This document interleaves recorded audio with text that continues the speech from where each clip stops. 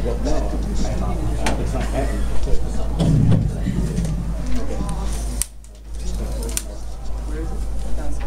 show you that.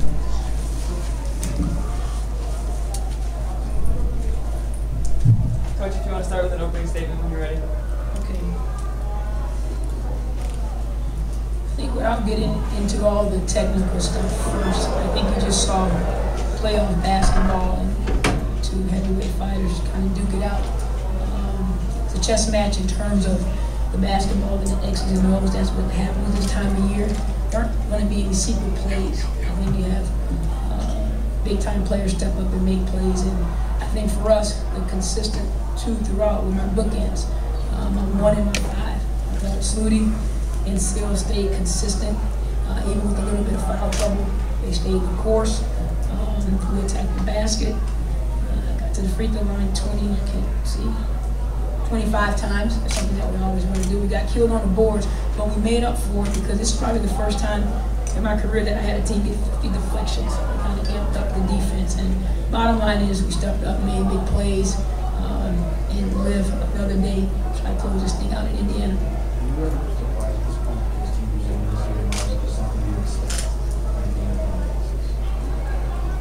I know it's there. No, I'm not surprised because of some unfortunate circumstances that have been well documented.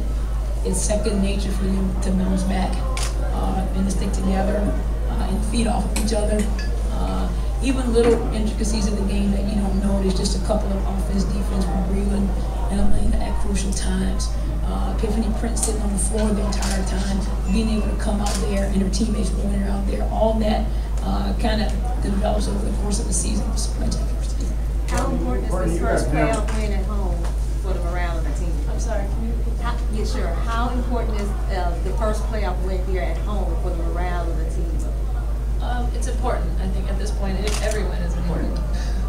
And I think we wanted to come in here and protect home court.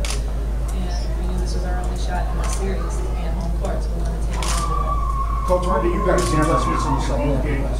Last 2 games, you got Nash playing offensive foul. The previous game, you got Nash again by offensive foul.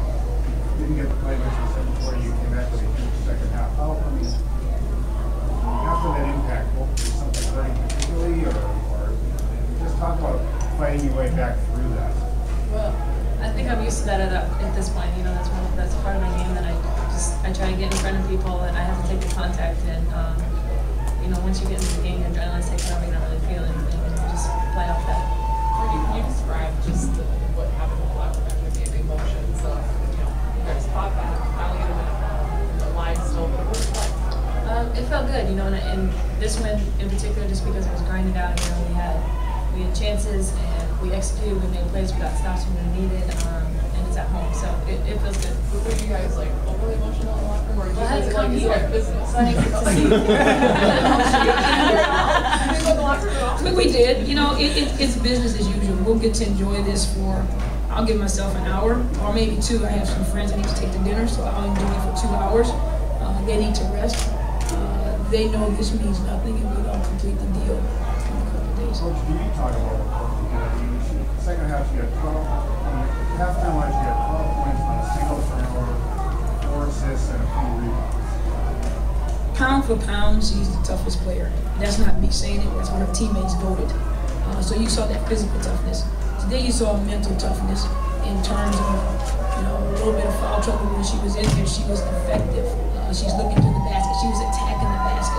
She's giving up inches and pounds, but she's crafty around the basket. They trust her. They kept the ball in her hands. And I'm just not surprised. I'm just proud that she was able to bring it home for us. Okay, you guys were a different team with Sylvia on the floor. I mean, obviously, when she had to leave with foul trouble, they were able to build a bit of a lead, and then you put her back in. Can you just talk about what she meant to your offense today? I'm glad you asked that. Sylvia played a long time in foul trouble, but she didn't melt on screens. She didn't disappear. She stayed aggressive. She stayed high. We fed the monster. I mean, she was in beast mode in every aspect of it. She was connected. Not just her play, but in huddles. I can see her locked in and having conversations with players, and just proud of her for grinding it out, staying in the game. Well, there's a stretch in the third period you try to get back at 3 or 4 times in a row almost. Two shot clock violations and 2 almost shot clock violations. Defense really ramped up. What did you? Was that just 1-2, or was that just you doing some switching better? Or? Well, we knew that defense was the most important part of this game, is that we weren't going to win unless we played defense. We got stopped. So when we were down there, we were all on the same page. We're talking, we're communicating. We know this team inside out. We could probably guess what they're gonna run, and it's just about executing. Coach, Yes? how important was it to match this team's physicality and its intensity in the second half? My locker room. That's what I talk about. It's huge in terms of what the energy it gives to you as a team. You get infused with that energy, that excitement. We only made one basketball adjustment on the step-up screen, a rescreen, and they were connected to it. You can see they know our plays, we know their plays. So it's usually energy, enthusiasm that fuels that execution. And you saw it tonight. Elena's getting a little more treatment. Say again? Elena's getting a little more treatment today. Was she 100% what she did in the extra stars? Yeah, she said she got a little bit tight. I don't know if you noticed, but we used her a little bit as a decoy to stand here and play off of it because it changes the scheme. That's trust in a player that understands how important it is for them to be on the floor, but it's also trust of other teammates. And having Breeden go in there and play some key defensive possessions as well. But she was just tight. There's nothing major back there, just tight. We need to stretch it out. You think about it, she was out for so long. Now all these games in a short amount of time. Just got to keep working it out. Lower back was tight? Tight, yeah. Coach, Yes, ma'am. I talked about in my preview that backcourt Sloot and Prince had to step up tonight. Prince still struggled, and was it a difficult decision for you as a coach to keep Quigley and go with her and sit Prince out? Because normally, I've watched basketball for a long time. Some coaches like to stay with their starters, their star players, and I know Quigley's 6th man of the year, she could easily start, but was it a tough decision for you to just finish with her? Not at all. And she makes it easy. The confidence that she has with the basketball, the confidence they have in her. I get to move Slooty off the ball a little bit. Allie's a different scheme in the middle of the floor. And she's a scorer. It's like she has a quick trigger. And it doesn't matter if she misses 5, she's going to shoot 6, 7, and 8. So it was not hard at all, but it's because of her. Yeah, from watching the team, she's one of the best passers in the seal. She did a great job of feeding Seal the ball where she could just actually score, which helped with her domination in the paint tonight. She does. Allie has good hesitation. She's fast, she's slow, she's good left to right. She's up and down. If you talk about pace is fast, slow. She's good right to left and high low, so her pace level is really, really good. Let's talk about that. She hit those 2 big threes at the end of the first half. You guys were on the verge of maybe getting buried. How big was that? Huge. But you have to have the courage to take it. And that's why we got the ball in her hands, and sometimes not always the shot. She scored so much at such a high clip that they're coming, and she's smart enough to float that pass to Seal, send it up there to the penthouse where only Sylvia can get it. And she's just a good player. Courtney, you guys done the comeback thing obviously a lot. You've played with your back against the wall for a long time. Is there any part of you that's concerned about how much longer you guys can do that, and that you guys want to be the team that pushes out to the lead? I think we would all love to be the team that pushes out to the lead.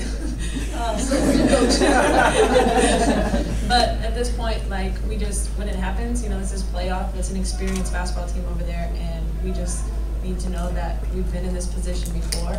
And I think that's one thing that keeps us all grounded, keeps us together, is that we've done it before, and we're just going to keep pushing. Courtney, the other thing too with the comebacks is Pokey likes to point to the fact that you guys have been through so much adversity this season, and almost nothing phases you. But what else going to be? Is it like the makeup of the players on this team, where no one gives up? How do you guys keep doing that?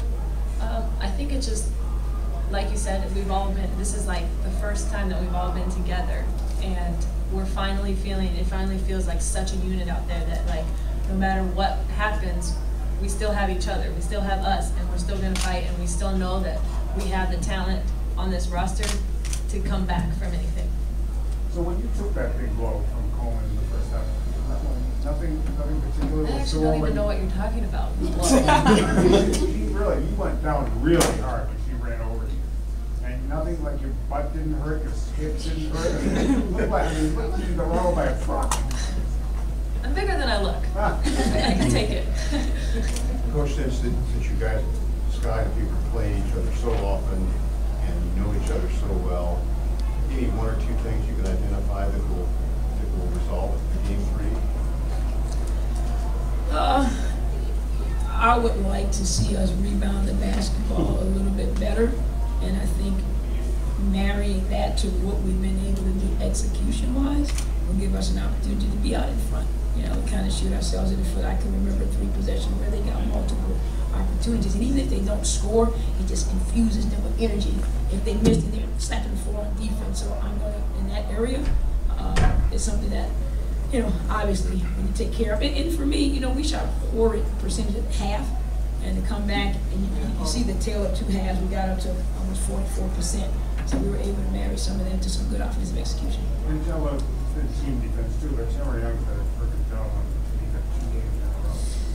I don't know why you have to say it, Phil. Jesus. You know, yes. And the thing is, I don't know how many free throws he shot. It didn't feel like a lot.